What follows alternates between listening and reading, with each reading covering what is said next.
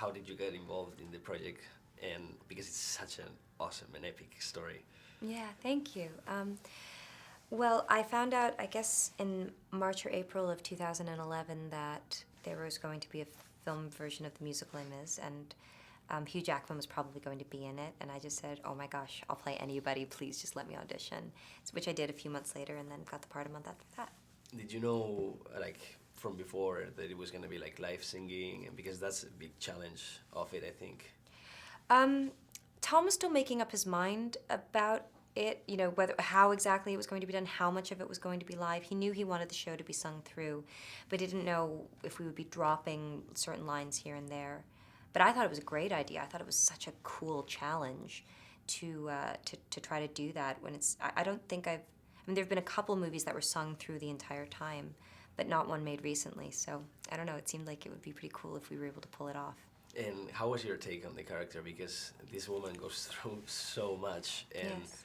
and it's you don't feel that bad about her because it's there's good things happening around her, but at the same time it's such a dramatic character, and I wanted to know how it was to develop the character and work in it. The first thing that I focused on with Fantine is that she's a mother.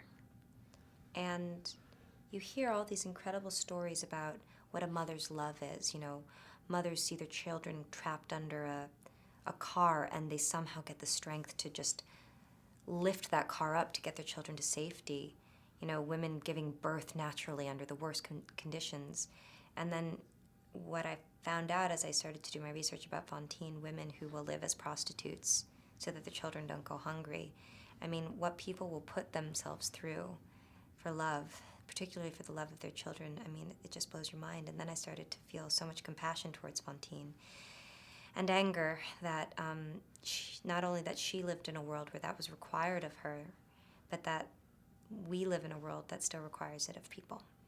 And what do you think that people like? I think that pretty much everyone knows what this story is about, but this is a very new take, especially for the cinema, because it's it's a musical, but not a lot of people have seen it. What do you think that people are gonna like from this story?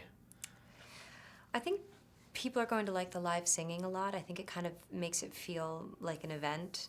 I like the live singing a lot. It makes the whole project feel a bit more dangerous. And I mean, I don't know if you've ever read the book. I hadn't read the book before getting cast in this, but it's the most incredibly told story. And it's so universal, and I think there's so much to relate to. I think people will relate to it. There's a lot to take away. And who doesn't like going to the movies and hearing a story about love? And tough guys singing, And right? tough guys singing about love. That's the best. I also wanted to ask you, for, like, the last question is, we're going to do a little special about the awards because the award season is coming up.